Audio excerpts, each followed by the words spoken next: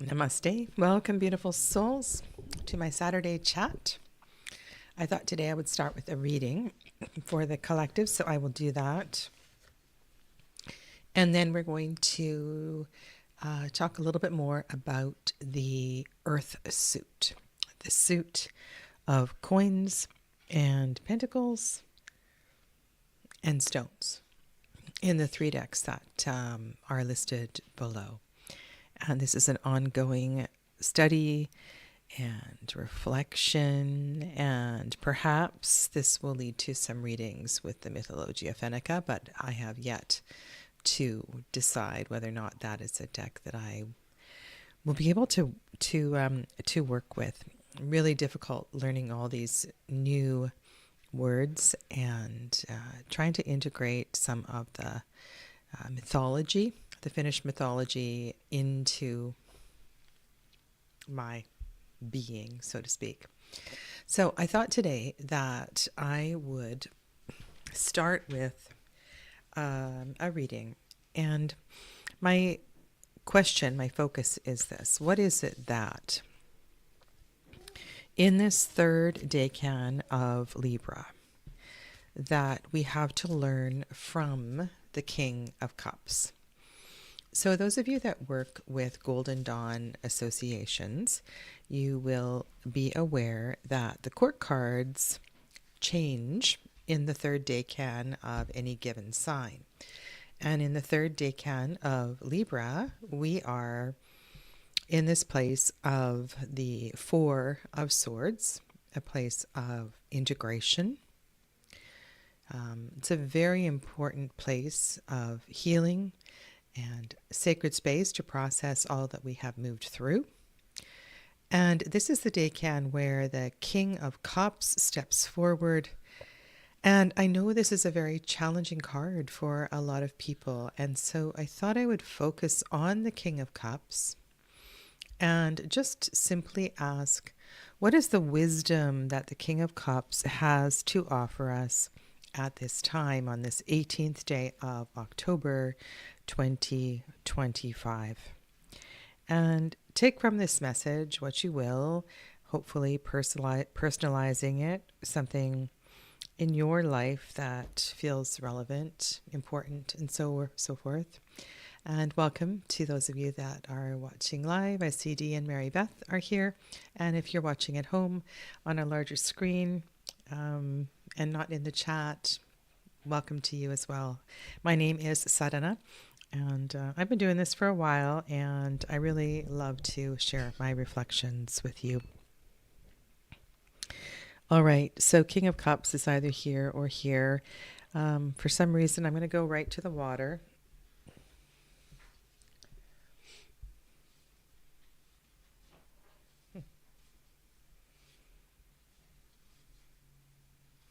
The Queen is here. Two of the Queens are here. Okay. If you're not familiar with this deck, this is the box, and it is a new deck in my tarot library. I'm going to go to the Swords file. Queen and King of Swords. Lots of swords here. Okay. It's a very interesting King of Cups. And so the King of Cups is in the Swords pile.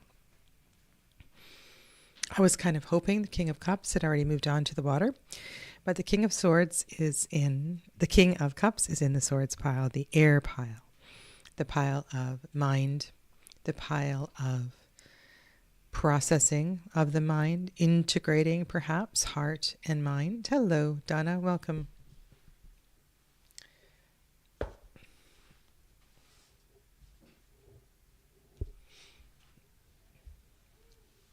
Queen of Swords is at the bottom of this pile, so her presence is deeply felt here. She's an important figure through Libra season and in connection with the Justice card.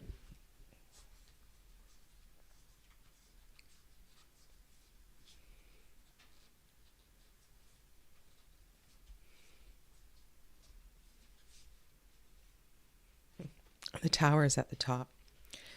So this is a reading of, or a group of cards that are certainly reflecting on the shifting nature of status quo. Did I say 16? 1, 2, 3, 4, 5, 6, 7, 8, 9, 10, 11, 12, 13, 14, 15, 16, 17, 18, 19. 19 cards. So that equates to the energy of the moon, or indeed the energy of 10 and change. All right, so I think I'm going to build a box reading, a portrait spread, and just see what surrounds the King of Cups at this time. See if we can back out the camera a little bit here.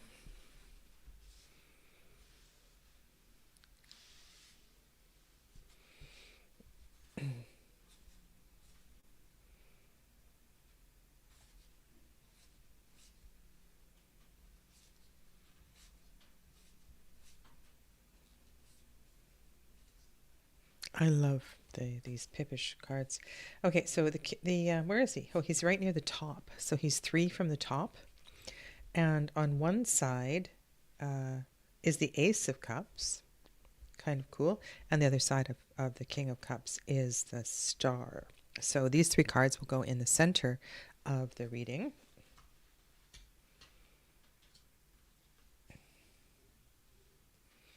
And the cards that are below them will go below. The card that was at the top of the pile, so that card is going to go here, and then we have to weave around to the bottom to complete the portrait. So we have quite an interesting group of cards here, and I'll try to move these out of the way. These are the cards we're going to discuss in a little bit.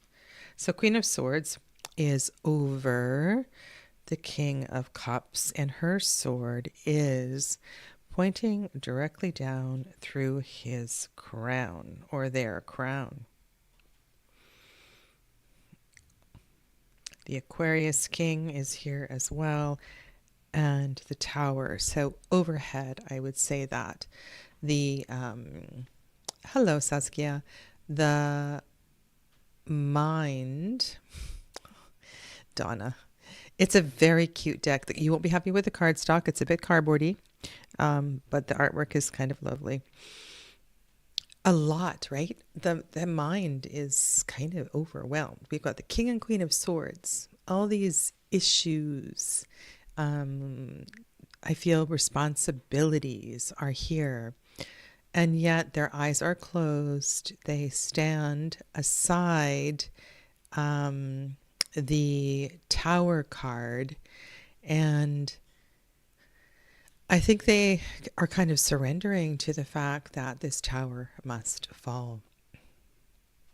So Saskia, I tried to do some research, and I have sent out some messages to which I have not received an answer, and I will continue to pursue it. My suspicions are that the artist is Korean. It's just through I was following some links on the web, but I don't know actually the answer to this question. So a lot going on in the mind. And you can see how the King of Cups is balancing those 6 cups on their head. And that requires a tremendous amount of discipline. And discipline, I think, is a word that I would connect with the 2 court cards that are above. And then he's got, which is really weird, this kind of, I call it like a crab grip on the tray where he's only carrying 2 cups. It's almost as if it's harder to carry the 2 cups on the tray than it is to carry the 6 cups on the head. He looks sad. He looks tired. Beyond tired, actually. And so what seems to need to fall.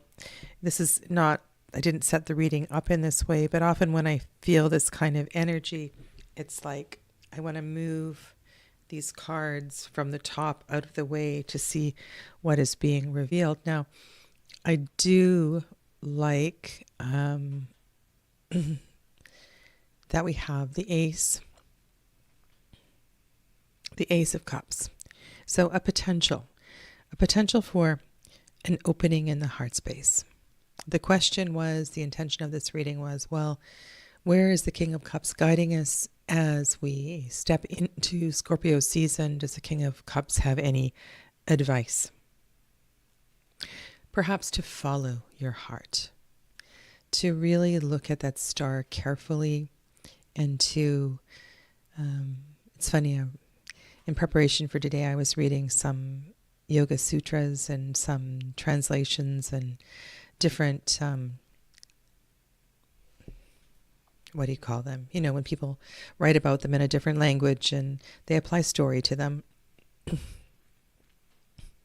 And the star, well, there's a vulnerability to the star, because in order to follow this path, to follow our destiny, to follow our purpose, sometimes we have to leave things behind.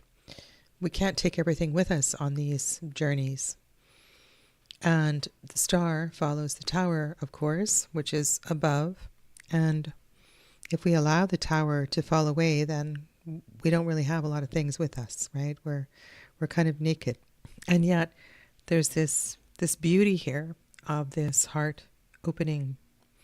So I kind of like that. Now, these 7 cups.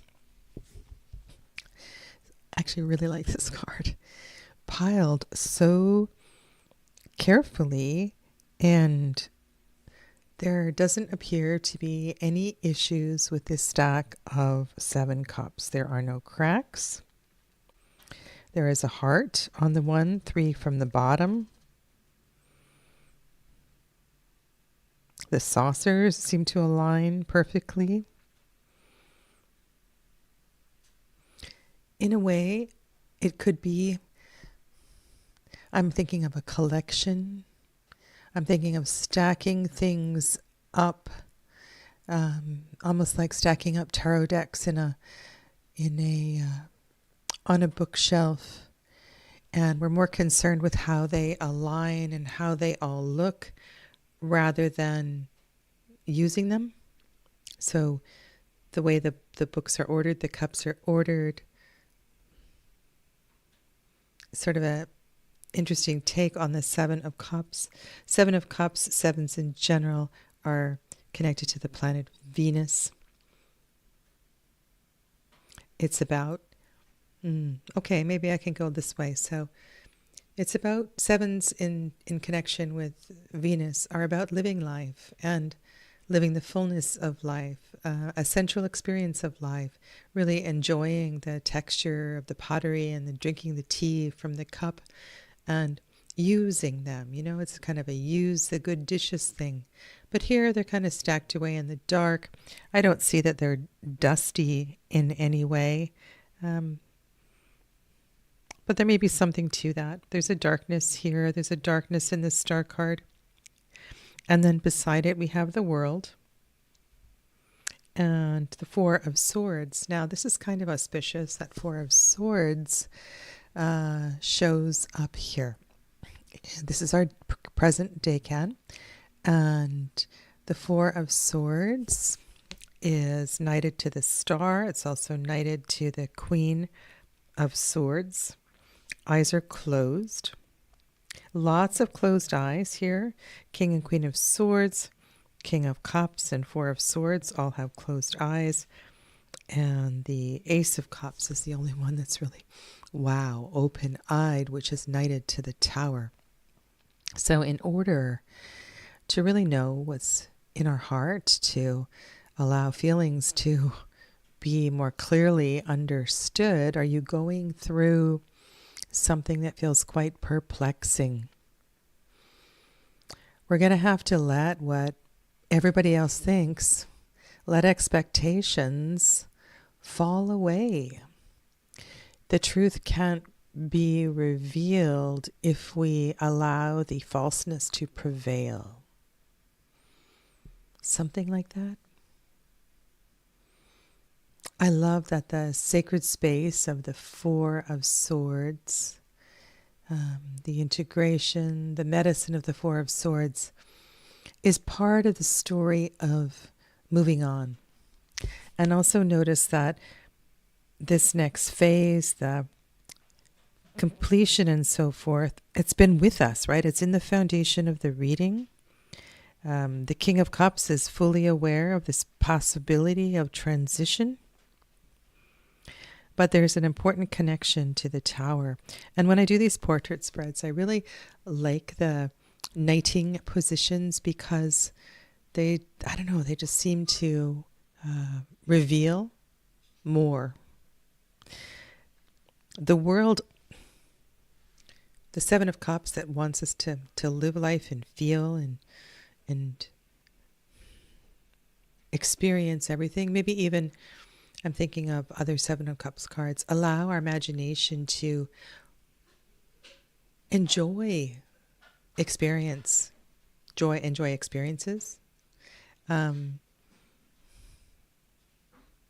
is something that we have been restricting.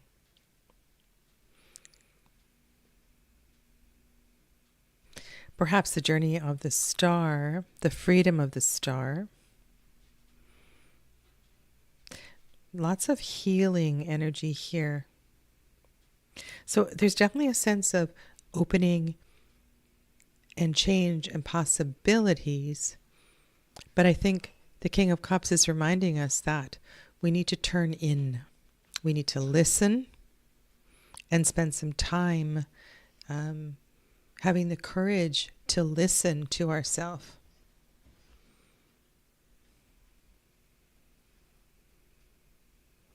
You said, OMG, the deck are in the blankets.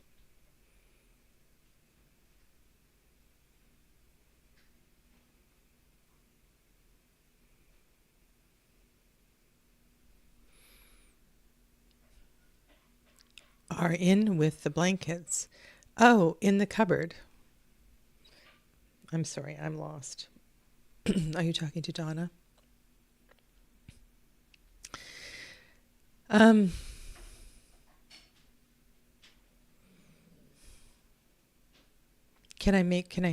I feel this, say this in one sentence?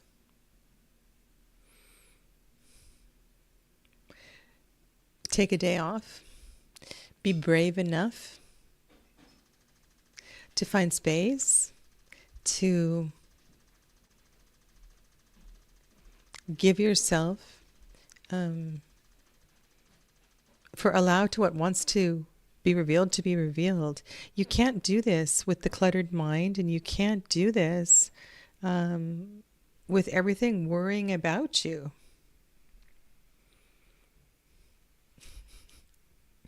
No problem.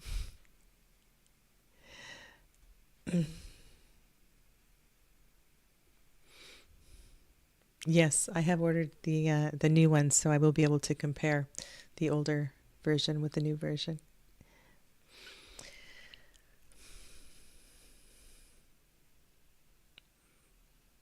What could you do? What could you do this week to just, I don't usually recommend just moving the junk out of the way to clear a space. Usually I recommend, taking boxes to the thrift shop and actually getting rid of it rather than just moving things around. But I think it's really important right now. We might just have to move some stuff out of the way so we can process this important message that's being made available to you this week. And I think the world, the idea of allowing something to come full circle, that's what the King of Cups wants you to see and know that it's been with you for a while.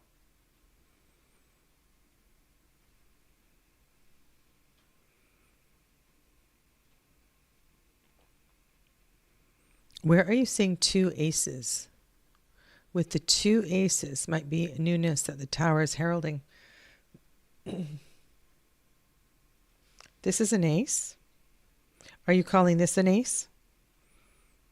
The world as an ace? Yeah.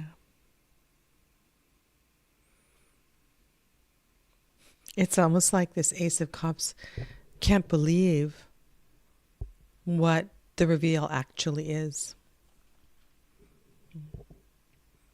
Anyway, I'll leave you with that. Come back, and if you have some insight or personal connection, I would love to hear about that in a comment later on below, once I sign off. Thank you.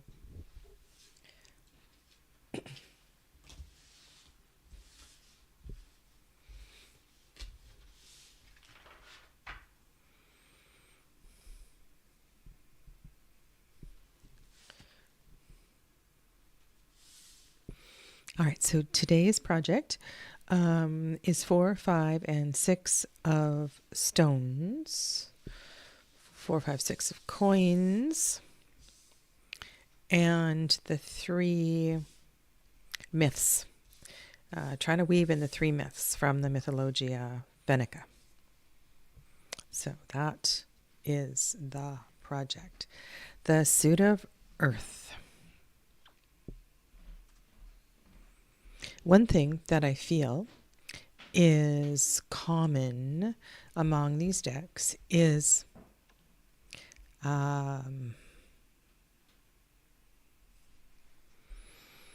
awareness of the physical connection with our human body and the earth itself.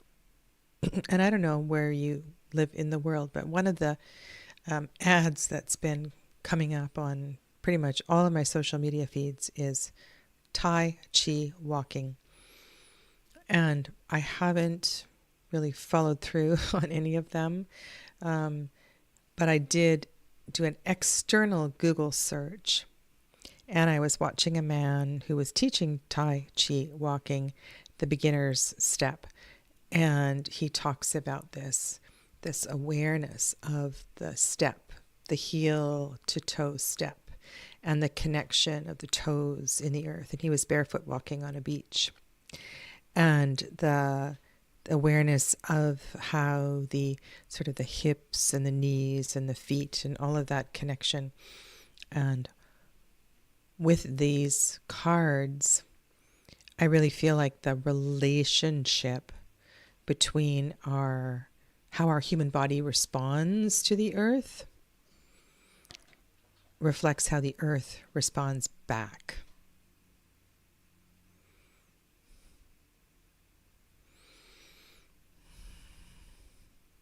So in each of these cards, there's some real negative connotations. I think anything in Malkut, anything in this world, can be really sticky to navigate. However, in every card, there is always a blessing and a lesson that if we are able to integrate, will help us to expand as a human. And this particular card from the Greenwood Tarot, Protection, I think it's also equally beautiful in the Wildwood Tarot. We see a deer in it's not a standing stone circle, it has a different name, but let's just call it a standing stone circle, is protected here. And with the 4s, I think there's an importance to allow protection. Sometimes I feel like we feel like we're so strong, we just sort of go on through our day and don't set up those protections and safety nets because we're so busy, or we think, nothing's going to happen to us. And there's something about this card that has, I mean, there's so many sides to this card, but one of them, and with all of the fours, I think we need to reflect a little bit on this idea of fourness and the safety net of the walls, however they may appear. They provide a safe space for us, a safe space for us to be. And in the suit of earth, we're learning how to be on this earth, in this life. Now, what happens and can happen in all of the fours is that we start to cling. We start to cling to the comfort here of this safe space. And we forget that in order to thrive, we need to move. Margaret Peterson, in her card, has both the square and the Ouroboros that we saw in the ace. And so there is this reminder that, yes, there is a great deal of protection in this square, but this energy needs to and wants to move. In the Mythologia Fennica, you can see the Krati sitting upon a treasure box. And there's quite a few myths that Susanna Salo shares here. And the Krati sits so long that mold grows in the beard, and mold and various things grow in the treasure of the box. And once a year there's something placed upon the box. It's opened up so it can be refreshed. And in a very simple way that makes so much sense, right? We must dust. And I'm smiling because I'm thinking, yeah, we need to put our crystals out in the sun. And I know that people make fun of crystal people. Full moon, when we're getting a brilliant full moon and it's not raining like it is today here, we get to put our crystals out and have them drink up the energy of the sun or the moonlight. And our treasures need refreshment, re-energizing, just like we do. We won't thrive in a prison. We won't thrive if we don't move beyond the walls.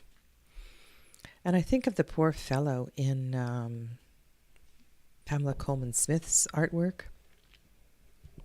and all that he is losing the sensitivities that he is losing by not appreciating the beauty of all that is around him, the vibrancy of the city, the fun, the enjoyable things he could do with the coins that he possesses. And so that I think this story of 4, 5, and 6 of Pentacles is so important because we have acquired a wealth of sorts. And it may not be coins. I mean, often in this suit, we're talking about material wealth, but we're talking about the sense of abundance in general because we need to make tarot readings applicable to all sorts of readings. So I think in the 4 of Pentacles, we need to acknowledge abundance and be grateful for abundance.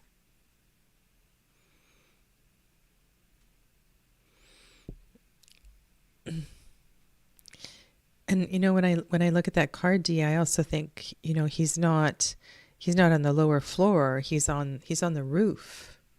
He's far away from the earth in that regard as well, too.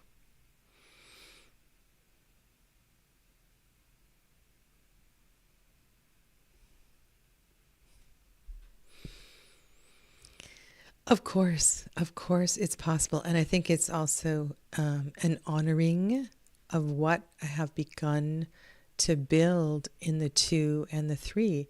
The 4 of Pentacles is not necessarily it's not a bad card. I think it's just a reminder that this new accumulation of wealth and abundance will only grow if it is allowed to expand. And only in the, I want to say, the worst of circumstances, do we need to focus on the miser, the archetype of the miser, or something like that.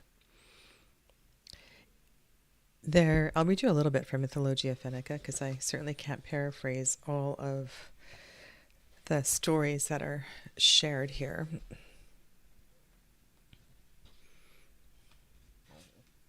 And I'm sure by now the term Haltia has become part of your vocabulary. Krati was a Haltia whose mission was to guard a buried treasure. Krati had been described as a brown furry creature, or a small old man with a green beard with mold. It also appeared very poor, as it never spent a single coin from the treasure, but just sat on it. Krati was very pedantic, as guards go, and never left the treasure.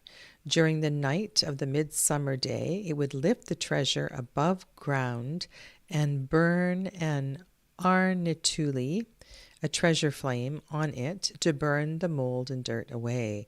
Old tales say that bracken blooms only during that night, and if one would take a blooming bracken to the Arnatuli, the treasure would be theirs. And there's lots of other aspects to this myth. She also writes that this card emphasizes financial things in general. Now is not the best moment to make great purchases, but to amass your wealth and spend with consideration and wisdom. There are lots of things in your life that can bring you joy for free. Your life will feel much richer by enjoying these little things.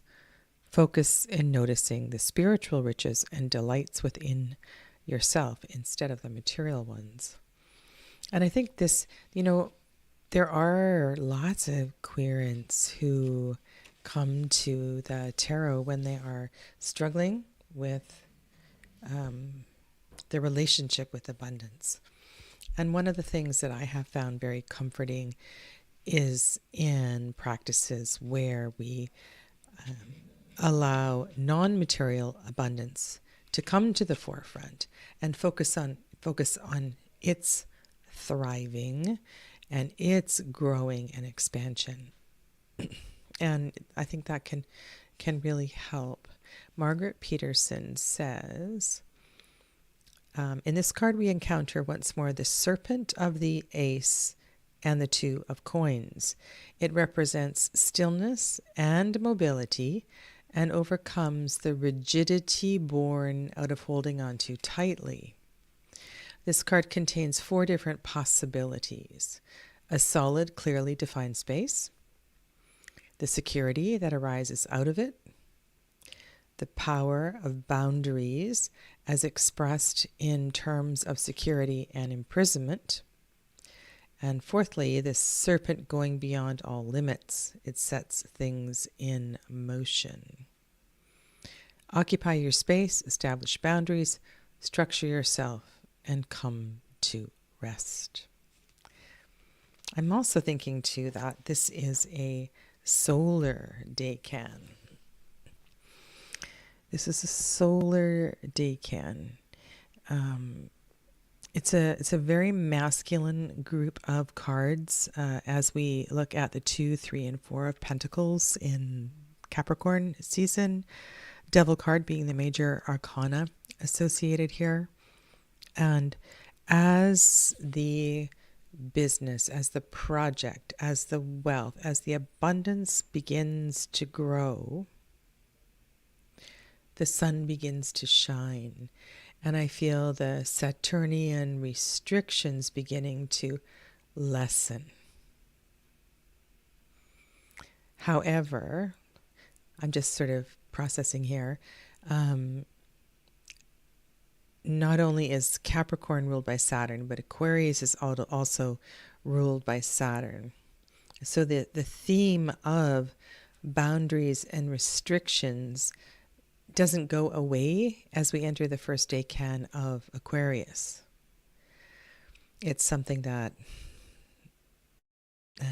continues to be a part of the discussion of these 6 minors, as well as these 2 sets of cards.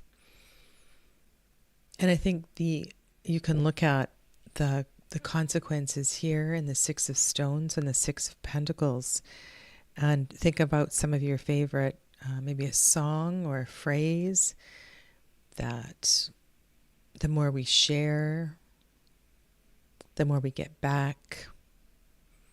If you love something, let it go. If it was meant to be yours, it will return. I think there's we want to have a break in the wall.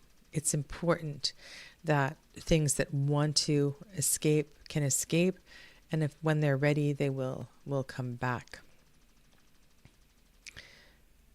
There's a lot of connections among these 3 cards.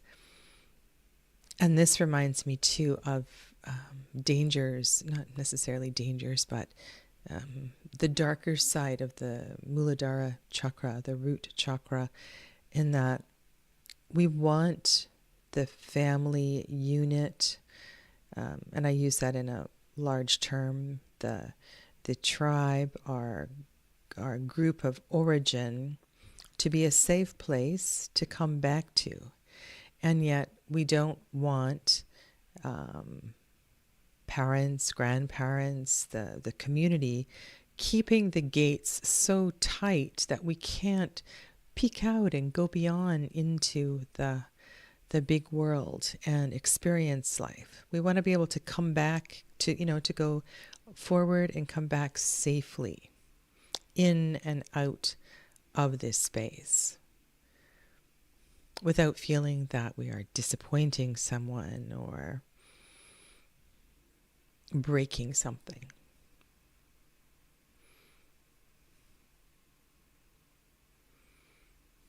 Do you know, what's it called?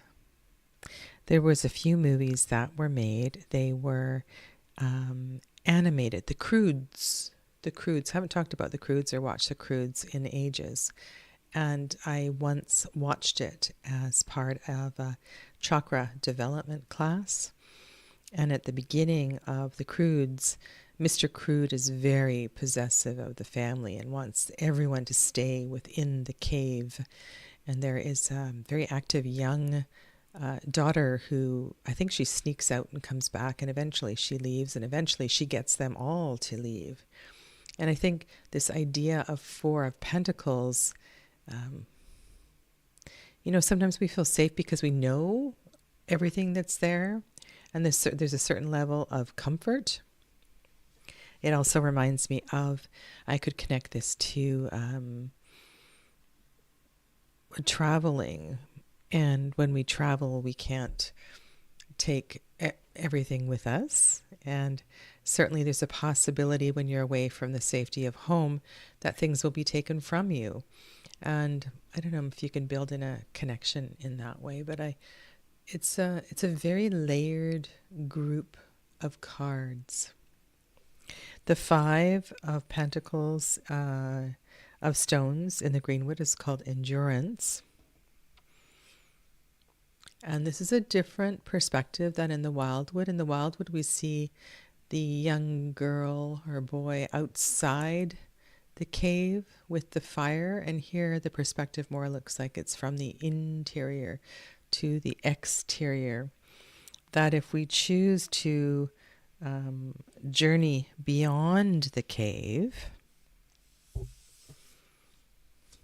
that we must be prepared for the consequences of the journey itself. I think endurance it's a great word here. There's a lot of strength that we gain in the 4, thanks to the family, thanks to the tribe, the group of origin, thanks to all of that.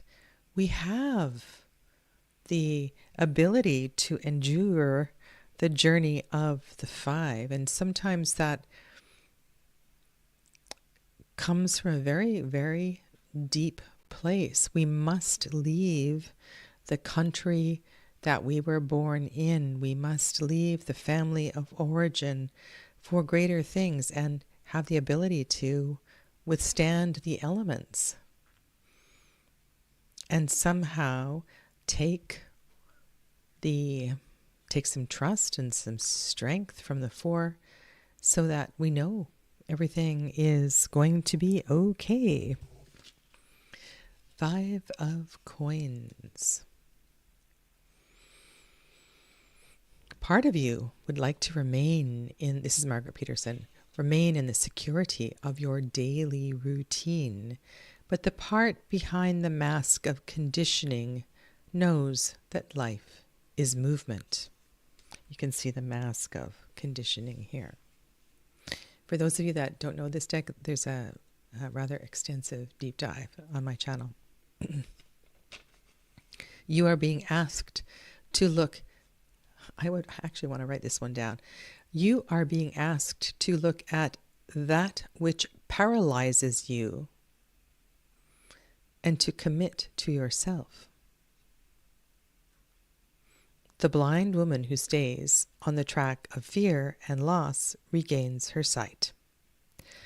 The pain of change is a necessary element in regaining your aliveness.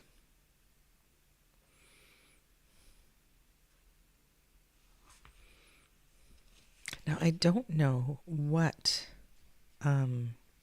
led me here, but my favorite yoga sutra is Chapter 1, Sutra 33, 1.33. And in that sutra, we learn that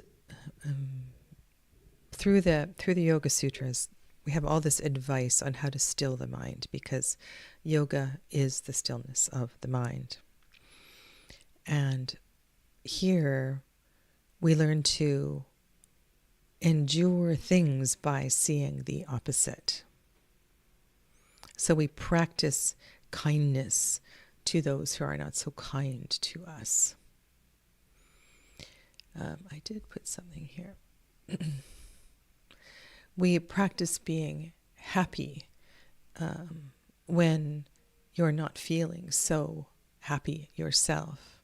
The lesson is to avoid comparing or diminishing their achievements just to relish in secondhand ways of,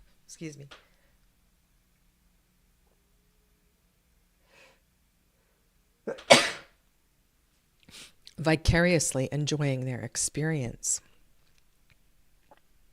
Instead of pity, offer empathy and practice compassion for the suffering, a kind ear, or a thoughtful gesture.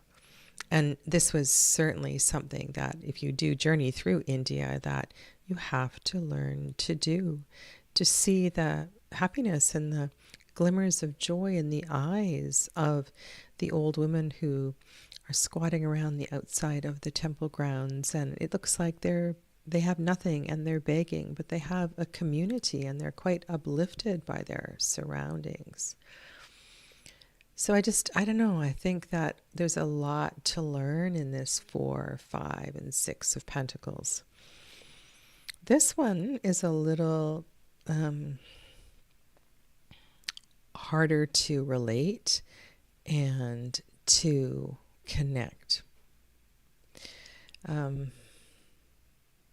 It's kind of bizarre, actually. So I'm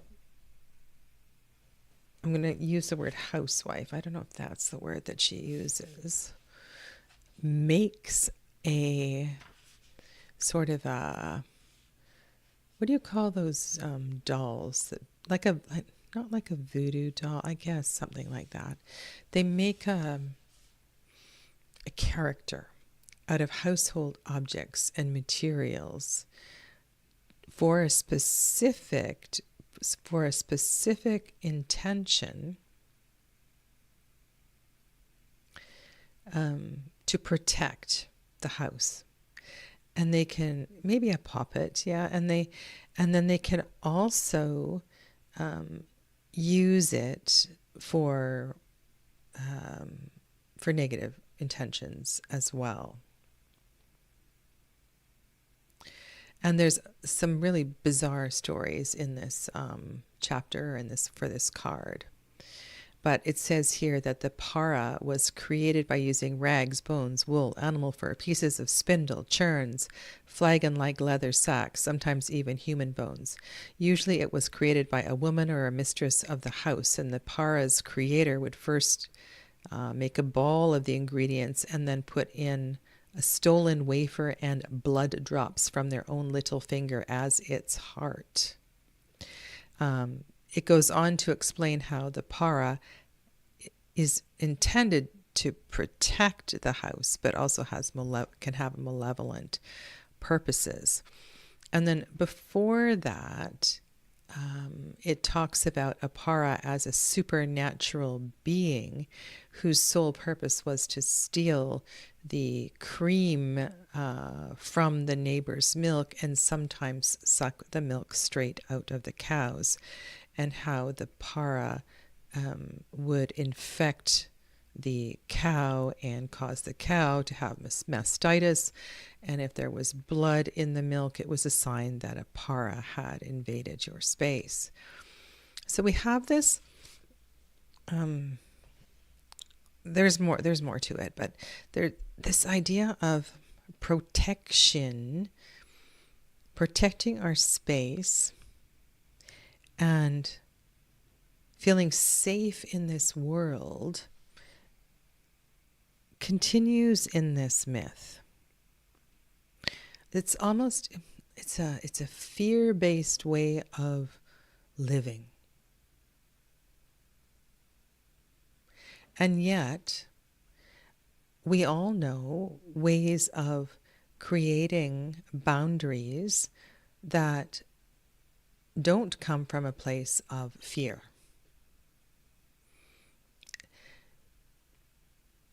So when I look at the Five of Pentacles, I don't want to approach it from a place of fear. And I think that is what happens with readers who are early on in their journey. They see the fives and they go, oh, oh, awful cards. But the fives are an important part of learning to break away from the boundary. They are important because they help us to define who we are. And so I think this particular card sits in a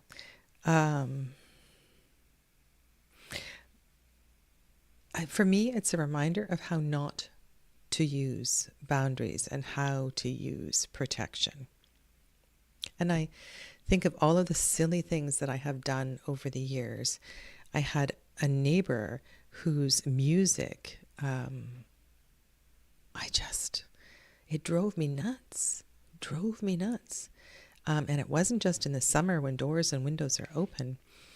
And so I planted a rather large rose quartz crystal at where our properties connect, with the intention of sending love and bringing peace and light.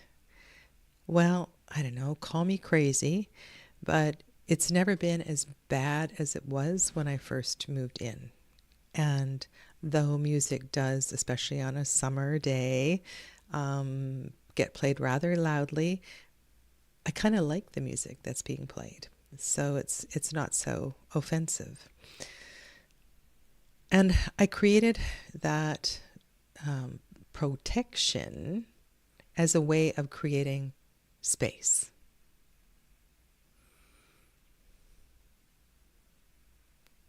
Yeah.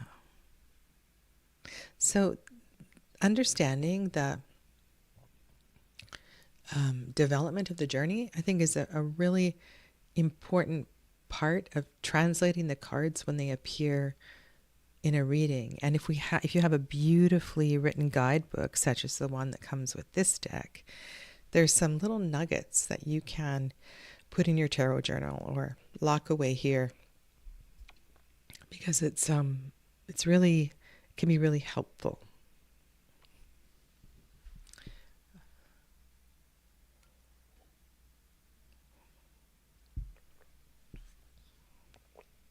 The Six of Coins can be a problematic card.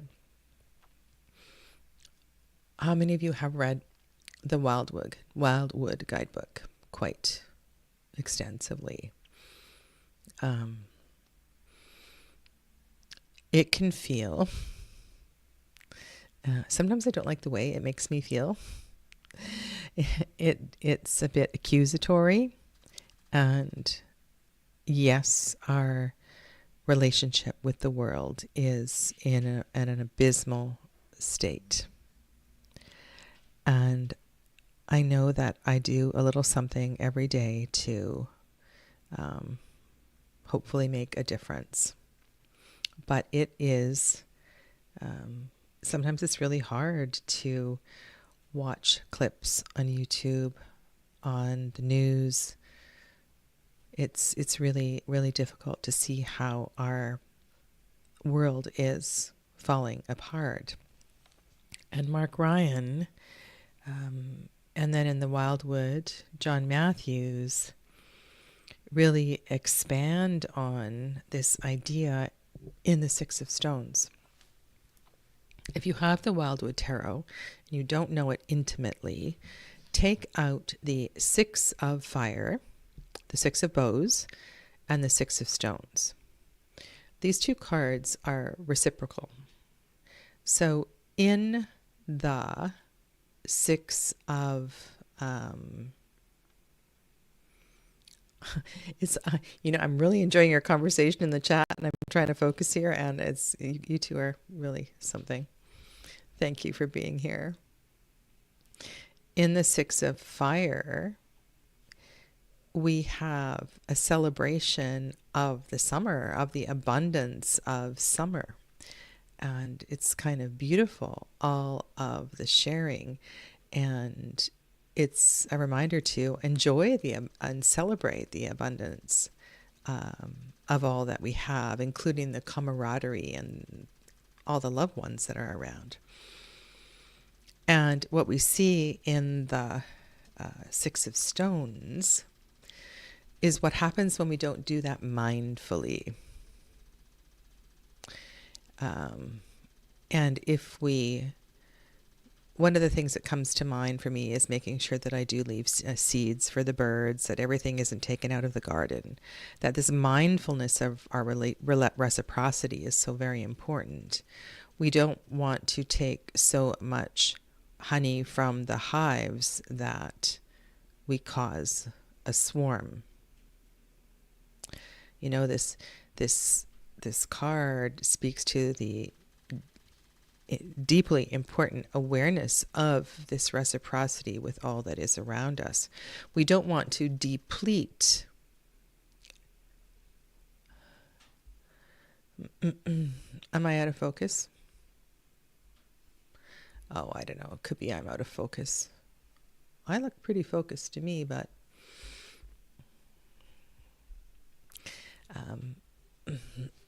sometimes the camera goes out of focus.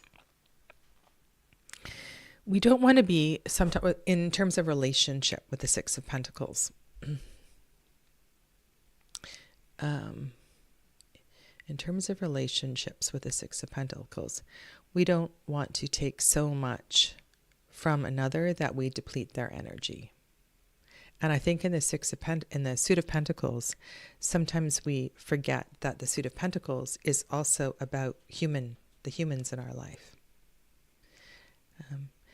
Sixes, in general, are a beautiful place.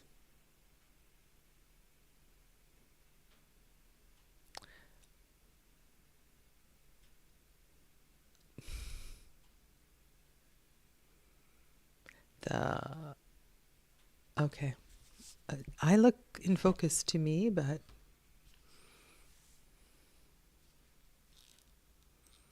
but I do have glasses on. Okay. I'll switch screens again in a minute. We'll see how it goes. Sixes. Peace. Peace. So how do we create the peace of the six? By sharing all that we have and not exploiting our loved ones or the resources that are around us. So that's kind of the theme that comes out of here. Now, earlier on, I was talking about our relationship with the earth, and I think this is really beautiful what Margaret Peterson does in this card. You can see the hands and the feet. And she talks quite a bit about the earth and walking on the earth. I was talking about the Tai Chi walking and our connection with the earth. And she talks about the hands as giving, I believe, and the feet as receiving. So the feet are receiving and drinking up the energy of the earth, and we have our hands to give, and they give from our heart. And if you can imagine those words surrounding a Pamela Coleman Smith Six of Pentacles or something similar, how beautiful that is. But then I remember a tarot teacher asking me about the Six of Pentacles. Just looking where I've put that deck down. And reminding me that gosh, that was such a long time ago. I remember that teacher fondly. We need to ask ourselves, so in several different cards in the tarot, are we the giver or the receiver? Do we have an issue with giving or receiving? And that's another one that comes up in all of these cards. We need to remember that our ability to receive needs to be honored, as does our ability to give, and that the peace of the six is found in the giving and the receiving.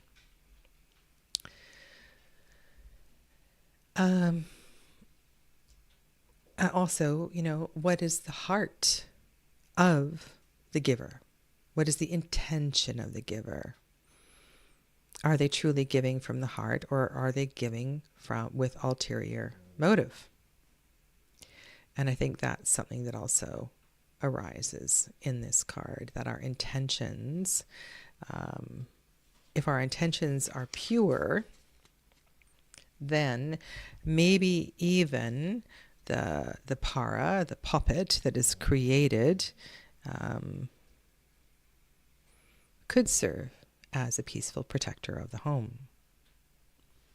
The Six of Pentacles in the Mythologia Fennica are domestic snakes.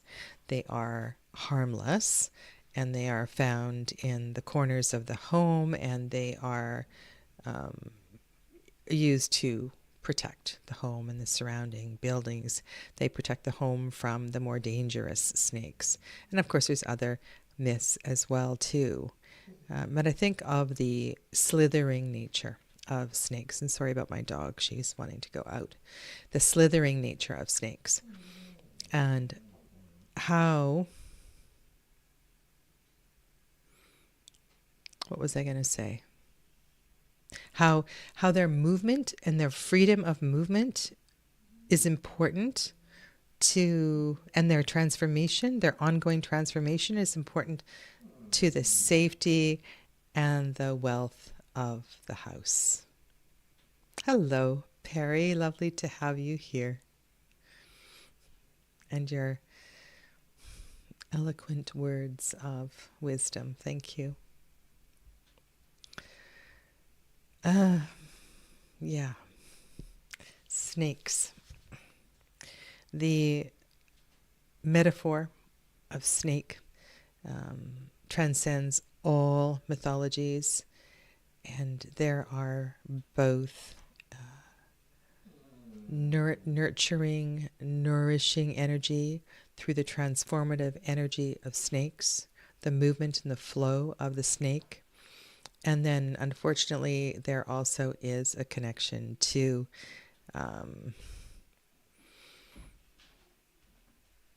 is going to go right to the devil, but there's other, that's sort of jumping the pathway. And so we need to, the serpent, I was thinking, remember that. And maybe, okay, there is a connection to the Pamela Coleman Smith artwork. If I go in that direction and I say that the giver could be the devil in disguise. And it's the intention that is what matters the most.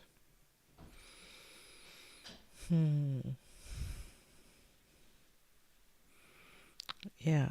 4, 5, and 6 of Pentacles. And so the 2, 3, and 4 are part of the Capricorn journey. And then the 5 and the 6 are the first 2 decans of Taurus. So these 3 groups of cards don't sit together, astrologically speaking or decanically speaking. The 4 of Pentacles is a building energy, whereas the 5 and the 6 lands us in the fixed sign of Taurus, and perhaps the aspects of living with our wealth and living with all of our abundance. So in that way, it's really interesting to look at too. I'm going to leave you with Margaret Peterson because she's just beautiful. Just a little bit. The feet take in, the hands give away. Once this flow is established, new growth will happen. An exchange without blockages. Experience this cycle as primal movement and apply it to your relationships with people.